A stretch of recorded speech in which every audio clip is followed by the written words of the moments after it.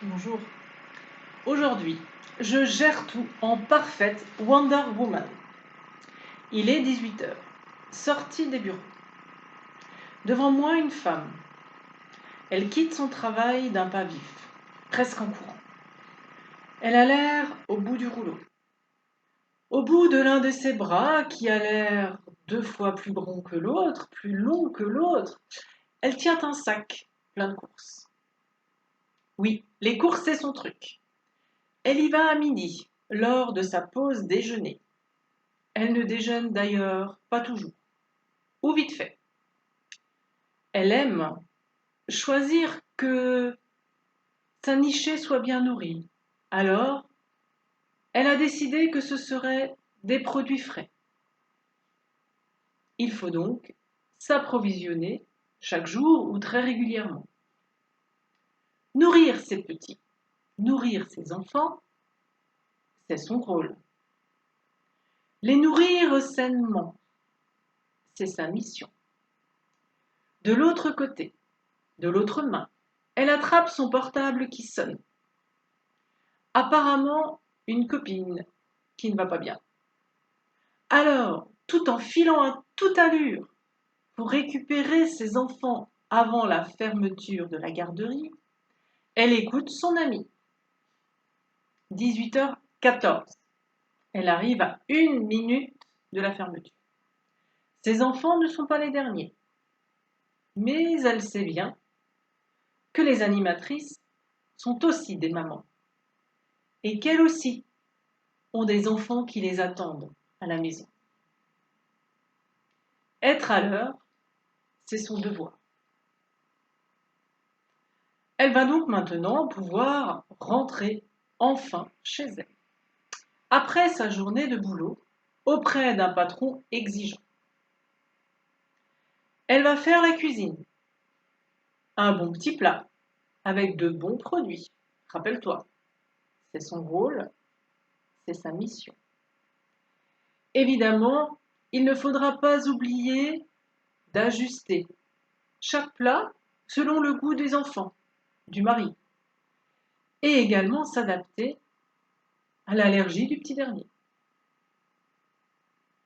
Elle va également accueillir son compagnon, qui lui sera crevé de sa journée.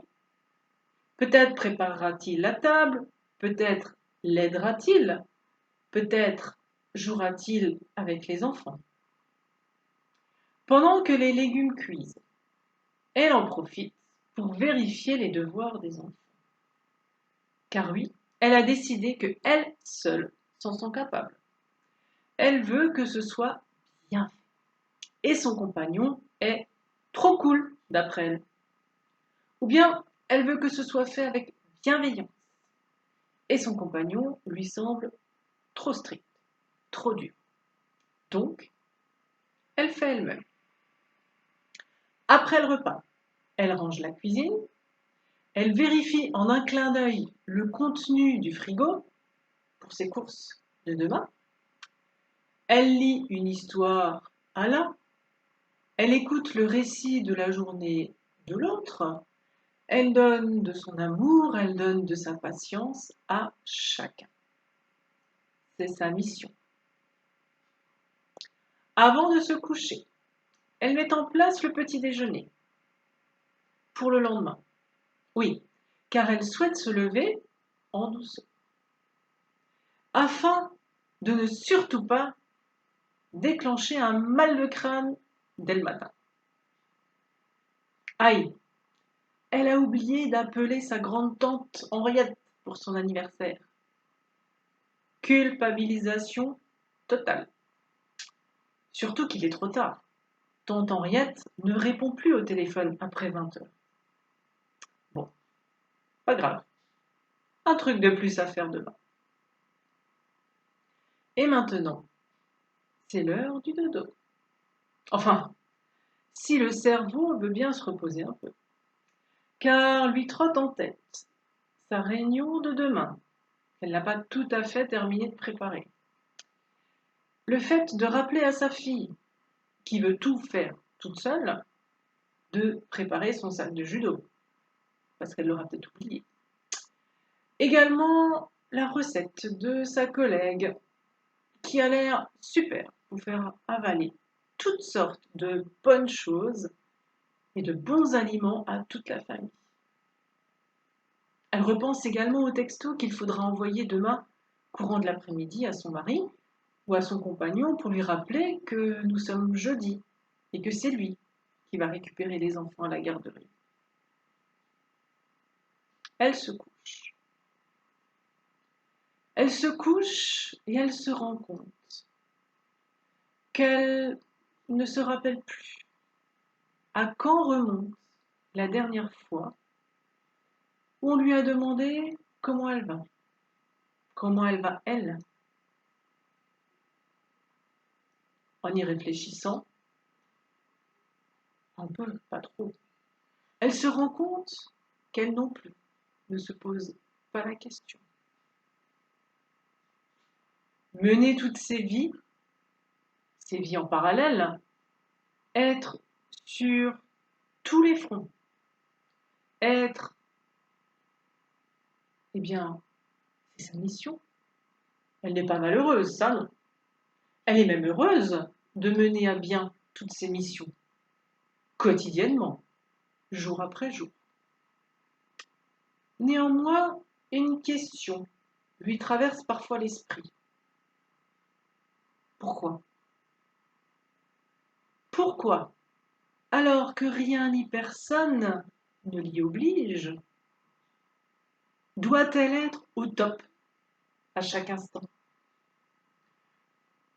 À chaque instant et dans chaque sphère de sa vie. Pourquoi elle en fait toujours plus? Pourquoi elle en fait toujours trop?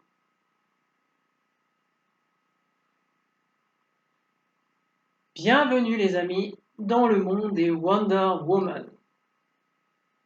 Au départ, Wonder Woman est une super-héroïne de bande dessinée américaine, créée par William Marston. Elle apparaît pour la première fois en 1941. Il y a fort longtemps. À la création du personnage, le communiqué de presse précise le rôle de Wonder Woman.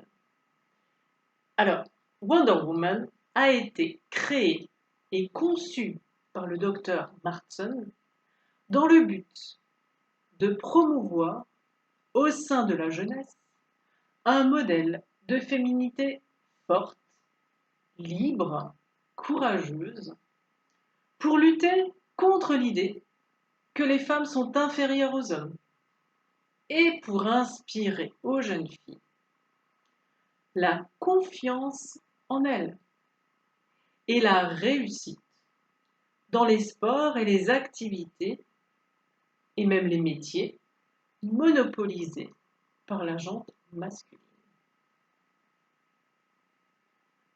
Wonder Woman est là pour la confiance. Voilà donc l'idée de départ. Promouvoir un modèle pour promouvoir la confiance en soi, en tant que fille, en tant que femme. Où en sommes-nous? Avons-nous confiance en nous lorsque nous essayons d'être parfaites dans toutes les situations? D'être parfaites dans tous les domaines? Avons-nous confiance en nous lorsque nous mettons toute notre énergie dans la réussite de nos rôles? Avons-nous plus confiance en nous lorsque nous réussissons dans un domaine dit masculin? Qu'avons-nous abandonné de notre féminin, de notre féminité avec la Wonder Woman? Qui avons-nous abandonné? Qui avons-nous abandonné? Je vous laisse méditer sur cette question et reviendrai probablement pour vous parler de la charge mentale. À bientôt!